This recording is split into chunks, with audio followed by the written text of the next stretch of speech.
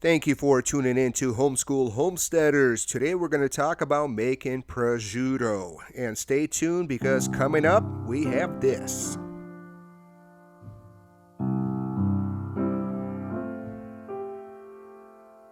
Last year I butchered 2 pigs, and I do have videos how I did that. And over the past year, I've been drying out a prosciutto. You take the back part of the pig, and this part of the pig is completely useless. You only could make ham or prosciutto.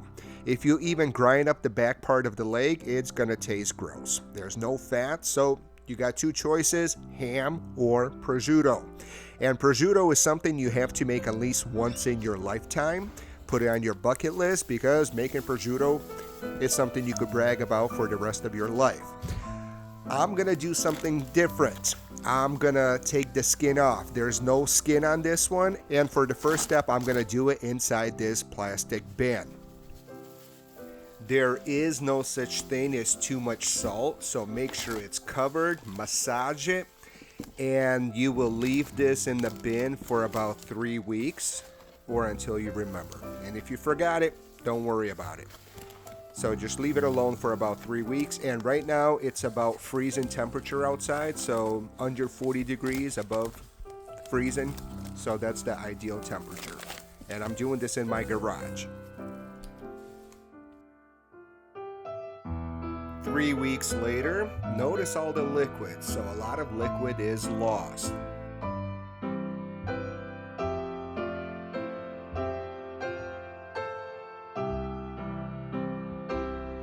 You're going to add more salt, the same coarser salt, and apply it liberally.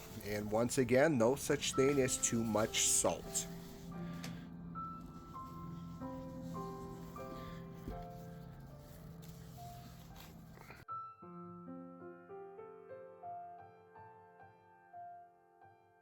And in my case, I waited 3 months of drying before rinsing it with a bottle of wine. Take a turkey bag, such as this, put the prosciutto inside, dump all of the wine in it, and just massage it, rinse it, swish. Do whatever you need to do to get as much of the salt off as possible.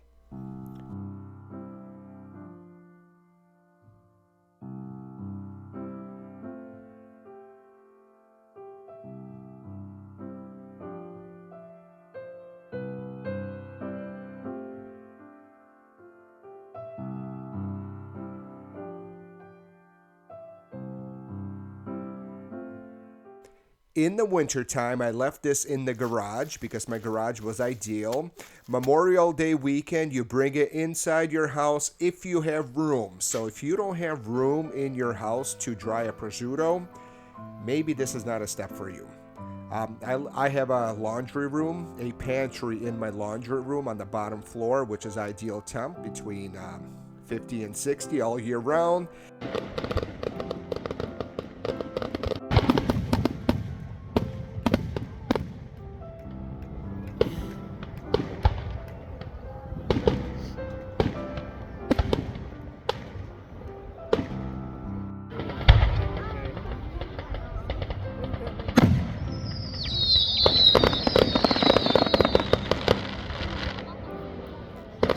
And once fall hits, you bring it back to the garage and let it finish curing for another 4 months till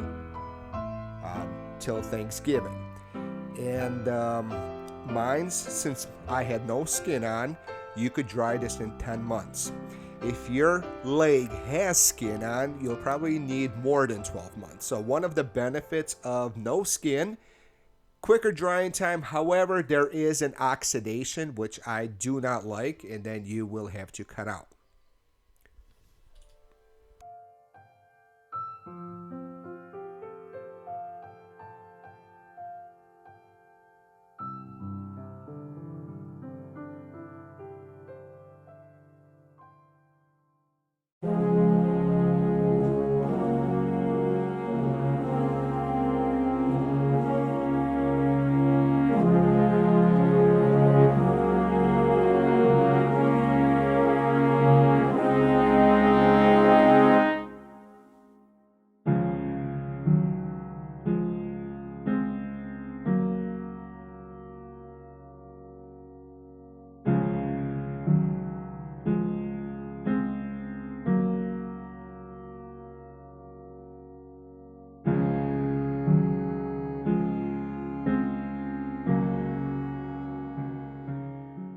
I do have a meat slicer to slice them paper thin.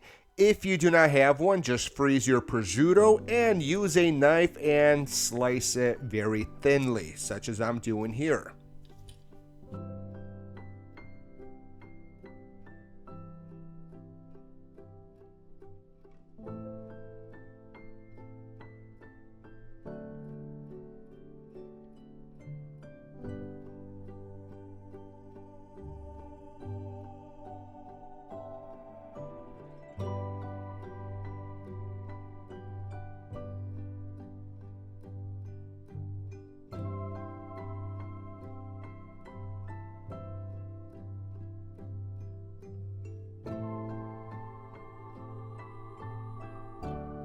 Three weeks later, it's gone. You're just left with the bone and the meat on it.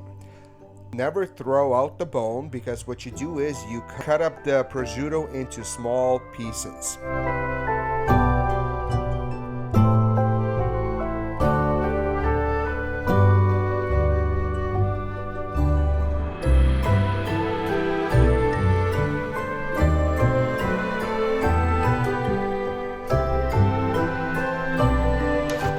Then you fry them. And these are very salty bacon bits. And so you would use them as you would use bacon bits in any other. So for example, maybe you are making twice baked potatoes with bacon bits. When you have leftover prosciutto, you crisp up those prosciutto bits and you sprinkle them on your twice baked potatoes. Another recipe is put them on your pizzas. Every time you make a pizza, keep a few crispy prosciutto bits and use them as a topping on your pizza. This is a stuffed crust, and nothing beats a stuffed crust pizza with prosciutto bits. Take some Brussels sprouts, you roast them in a pan any way you want, salt and pepper, and prosciutto crispy bits, making a nice addition to the salad. So this is one option or one way to get rid of those bits.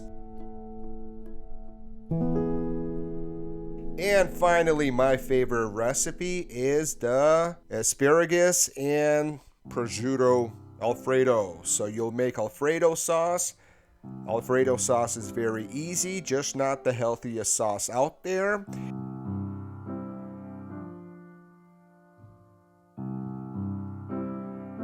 And then you cook asparagus.